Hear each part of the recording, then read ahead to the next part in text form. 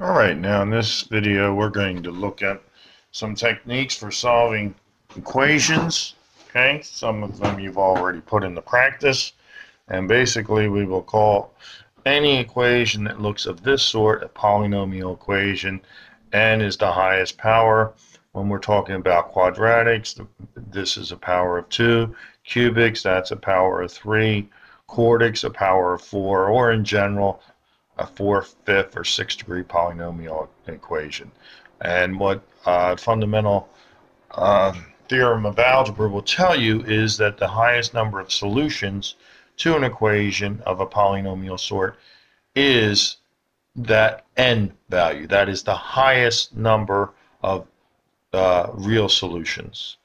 Okay, so a fourth degree, you may get 4 solutions. Okay, you may get 2. You may get 2 real and 2 imaginary, but we're going to be concerned mainly with the real number solutions. We've gone through the quadratic formula. There's the quadratic equations or any thing that looks like that, and here's an example. And you know, the graphical representation tells us here that we have 2 x-intercepts, and those x-intercepts are analogous with the solutions to that equation. Okay, and so they are and can be found very easily by factoring. By factoring, we get the x plus 1, x minus 1, since this was a difference of squares, and by general rule, the product of any 2 things equaling 0, one or the other or both equals 0. In this case, therefore, we've got our 2 solutions, 1 and negative 1. Okay, again, the solutions to the equation are synonymous with the x-intercepts for the graph. Okay, let's go through another example. Here's another example. The thing not to do is to simply say, oh, I'm going to set x equal to -5 and x plus 6 equals -5. Not going to happen. Okay, we're going to have to distribute the x there. All right, collect our terms. Hopefully, see if this will factor. That should be the first order of business. In fact, it does. When factored, we have our solutions. Okay, here's yet another problem. In this problem, the best order of business for solving this would just be to take the square root of both sides. Okay, because this is a perfect square and 36 is a perfect square. So I'm going to take the root of both sides. Okay, of course, you have to remember that this being quadratic can have 2 solutions. Therefore, when you take the root of 36, account for both positive and negative. Okay, so then we get x minus 5 equals plus or minus 6.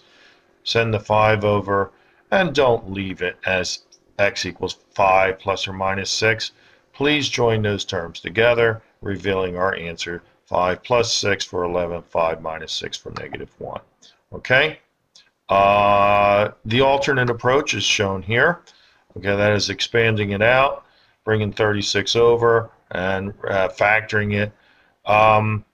I do believe that going backwards, that this this process of just taking the square root would get you there a bit quicker. Okay. We do know the quadratic formula. Here it is: ax squared plus bx plus c equals 0. Obviously. Okay. And this formula may be used to determine the values of x or the solutions. And there's the quadratic formula, which is generalized solution to any equation of this variety. Okay, within that framework, we have what's called the discriminant. That's the expression underneath the radical, the b squared minus 4ac. The discriminant unto itself can tell you the nature of the solutions. So we will know the following. If the discriminant is less than 0, then you're forced to take the square root of a negative, which is an imaginary number and therefore not a real number and will not contribute real solutions. If the discriminant is 0, then the square root of 0 is 0. So plus or minus 0 is no impact, so the answer is just going to be -b over 2a. Okay, and lastly, if the discriminant is greater than 0, then we have two solutions, two real solutions. Okay? So sometimes we're just interested in the number of solutions in this instance. Okay? The number of solutions. Simply apply the discriminant. The discriminant applied will tell you that this results in a negative 83. I didn't even really need to compute the negative 83. I could see that 1 minus this product is going to go negative, so therefore I wouldn't even bother determining the value of it. I've just determined the sign of it, and therefore conclude that there's no real solutions. Okay? Graphically, no real solutions is illustrated here because there are no x-intercepts. So that's, again, our correlation. Okay? Again, here, let's see how we can proceed to solve this. We send everything to one side. Okay, we note that the expression does not factor. Okay, so we're going to apply quadratic formula. Here it is, and everybody knows that well by at this point. Okay, we simply plug in the numbers. Okay, do the computation. Simplify the square, the terms underneath the square root, and it's usually fine to leave it like this unless we can break that 65 or that radical expression down, and that's usually generally accepted.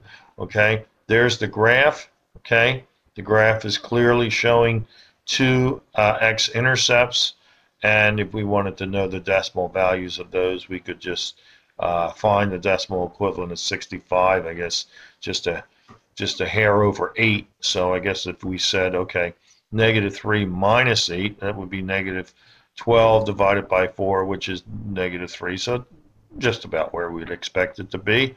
And again, if that's just a hair over 8, so which is negative 3 plus 8, 8 plus is, 5 and a little bit more divided by 4, which is 1 something. So that's in keeping with what we might expect it to be. Okay, so we'll continue with another video and talk about more applications of the quadratic formula.